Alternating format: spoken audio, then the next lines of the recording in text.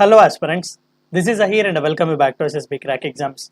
आज का ये टॉपिक बहुत ही इंपॉर्टेंट है क्योंकि आज के इस वीडियो में हम इसरो के one of the most ambitious space projects that is XPoSat mission के बारे में बात करेंगे। जानेंगे कि दरअसल ये मिशन है क्यों, one of the world's unique mission इसे क्यों माना जा रहा है और इसका रेफरेंस कहाँ पर रिसेंटली हमें देखने को मिला। इन सभी के बारे में आज के इस वीडियो में डिस्कस करने की कोशिश करेंगे। तो आइए वीडियो को शुरू करते हैं।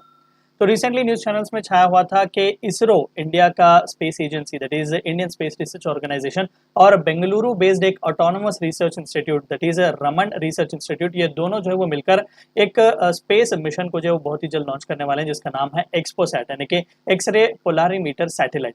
तो ये इसी साल जो है वो शेड्यूल किया गया है लॉन्च करने के लिए। और साथ ही साथ रिसेंटली इसरो के चेयरमैन एक स्पीच दे रहे थे, एस सोमनाथ जी। तो उन्होंने दरअसल इस एक्सपो सैट का रेफरेंस वहां पर दिया। उन्होंने दरअसल साइंटिफिक इंस्टीट्यूशंस को, जो कोई भी इंडिया में हैं, उन सभी को एनकरेजमेंट दिया कि आइडेंटिफाई करें वो ज़्यादा से ज़्यादा जो स्टूडेंट टैलेंट है जो कि साइंस एंड टेक्नोलॉजी के फील्ड में आगे बढ़ना चाहते हैं, और उन्हें मोटिवेशन करने की कोशिश करें कि जितने भी इंपॉर्टेंट स्पेस मिशन हम लॉन्च कर रहे हैं, जो इसरो वाले हैं या फिर इंडिया में जो कुछ भी स्पेस से रिलेटेड एक्टिविटीज हो रही है, उसके जितना भी डाटा है उसे पॉजिटिवली उसका इस्तेमाल करें। और साइंस बेस्ड जो स्पेस मिशन हमारे हैं उनसे रिलेटेड जो कोई भी इंपॉर्टेंट इन्फॉर्मेशन और कंक्लूजन मिले, ताकि वो उसका फुल फ्लेज्ड इस्तेमाल कर सके और आगे जो कोई भी रिसर्च वगैरह हो उसे करने की वो कोशिश करें, यानी कि एक एंकरेजमेंट की बात यहाँ पर की गई। तो उसी के चलते सोमनाथ जी ने यहाँ पर एक्सपोसैट का रेफरेंस दिया हुआ था। सबसे पहली चीज हम बात करने की कोशिश करेंगे कि दरअसल ये पोलारीमेट्री स्टडी है क्या। देखिए, फील्ड ऑफ पोलारीमेट्री स्टडी जो है वो angle of rotation of plane of polarised light को मेजर करने की कोशिश करता है, यानी कि जहां पर ये जो लाइट्स रिफ्लेक्ट होते हैं किसी भी एक ट्रांसपेरेंट मटेरियल से गुजरने के बाद जो पोलराइज्ड लाइट होती है उसे स्टडी करने के लिए यहाँ पर हमें पोलारीमेट्री स्टडी जो है वो काम में आती है। और ज़्यादातर जो एस्ट्रोनॉमिकल सोर्सेस हैं हमारे, जो ज़्यादातर ब्राइट एस्ट्रोनॉमिकल सोर्सेस है, जैसे कि ब्लैक होल्स हो गए, न्यूट्रॉन स्टार्स हो गए, एक्टिव गैलेक्टिक न्यूक्लियर हो गए, या फिर पल्सर विंड नेबुला एक्सेट्रा हो गया, तो ये सभी जितने भी वेरियस एस्ट्रोनॉमिकल सोर्सेस हैं उनके जो लाइट के एमिशन के मैकेनिज्म है, हमें बहुत अच्छे तरीके से पता नहीं है कि दरअसल ये एमिट होते किस तरीके से, इनका फिनोमिना किस तरीके से होता है, इनका ओरिजिन वगैरह क्या क्या है। तो बहुत ही एक कॉम्प्लेक्स फिजिकल प्रोसेसेस यहाँ पर होते हैं। बिकॉज ऑफ दैट हमें इन सभी के बारे में पढ़ना बहुत ही एक चैलेंजिंग एस्पेक्ट की तरह माना जाता है।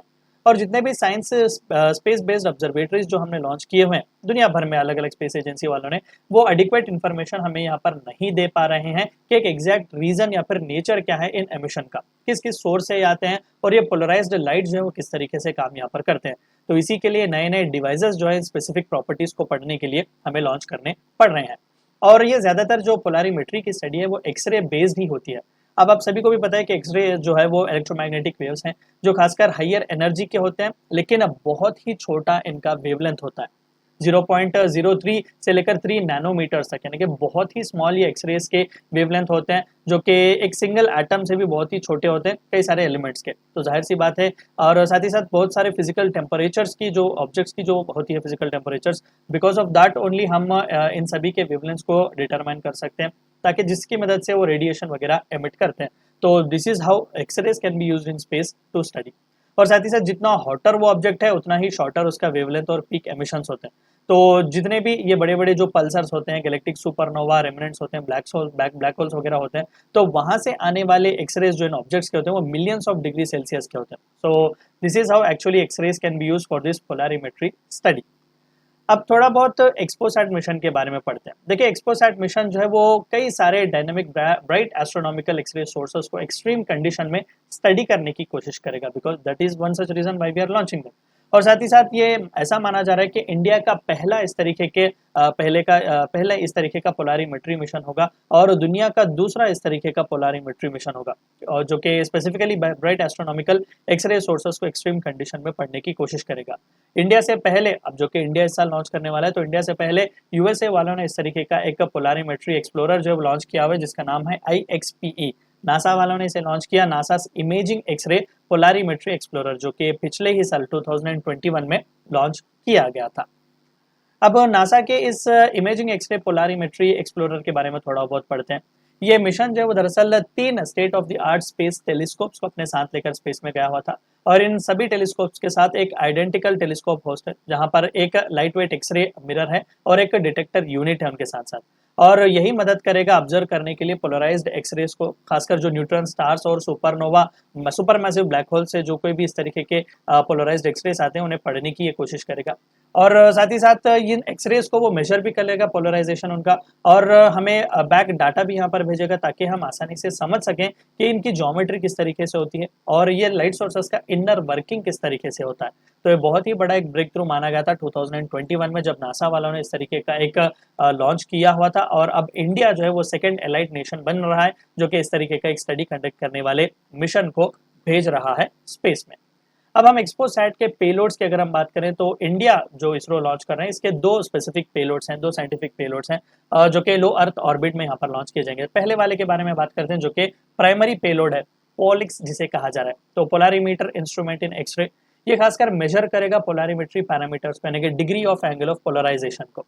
और पॉलिक्स जो है वो लगभग एक्सपेक्ट किया जा रहा है कि 40 bright astronomical source of different categories को ये ऑब्जर्व करेगा और इसका लाइफ टाइम जो है वो लगभग 5 साल का माना जा रहा है, यानी कि 5 ईयर्स तक का इस मिशन का लाइफ स्पैन हमें देखने को मिल रहा है। और साथ ही साथ ये पहला पेलोड होगा जो कि मीडियम एक्सरे एनर्जी बैंड को डेडिकेटेड तरीके से स्टडी करेगा पोलारीमेट्री मेजरमेंट्स के लिए। दूसरा जो साइंटिफिक पेलोड है वो है एक्स स्पेक्ट होगा, यानी कि एक्सरे स्पेक्ट्रोस्कोपी और टाइमिंग का पेलोड। और ये खासकर स्पेसिफिकली हमें स्पेक्ट्रोस्कोपिक इन्फॉर्मेशन यहाँ पर प्रोवाइड करेगा, यानी कि ऑब्जेक्ट्स किस तरीके से लाइट को एमिट कर रहे हैं और ऑब्जर्व वगैरह कर रहे हैं। और साथ ही साथ कई सारे सेवरल टाइप्स ऑफ सोर्सेस के ऑब्जर्वेशंस भी हमें यहाँ पर प्रोवाइड करेगा, जैसे कि pulsars, black hole binary, slow magnetic field, neutrons etcetera से जो एक्सरेज एमिट होते हैं उनके बारे में भी हमें यहाँ पर एक्सप्लेन करने की कोशिश करेगा। तो ये थी चंद बातें आपको जाननी थी one of the most ambitious XPoSat के बारे में। वीडियो को एंड करने से पहले आप सभी को एक और बार याद दिला दूं कि एसएसबी क्रैक एग्जाम्स के पास एसएसबी इंटरव्यू से related full fledge online course available है। हर महीने इसके नए बैचेस स्टार्ट होते हैं, अपने फ्रेंड्स के साथ भी इन्फॉर्मेशन जरूर शेयर कीजिएगा। And we also provide you courses like NDA, CDS, AFCAT, territorial army and warrior 10 is a code which you should use so that you get 10% discount. Meet you in the next video. Until then, stay healthy, stay safe. Thank you for watching my lecture. जय हिंद। अगर आप एक defence aspirant हैं और SSB interview, NDA, CDS, AFCAT जैसे exams के लिए prepare कर रहे हैं तो आप एसएसबी क्रैक एग्जाम्स के कोर्स को चेक करना ना भूलें। आप हमारी लर्निंग एप्लीकेशन को गूगल प्ले स्टोर से भी डाउनलोड कर सकते हैं।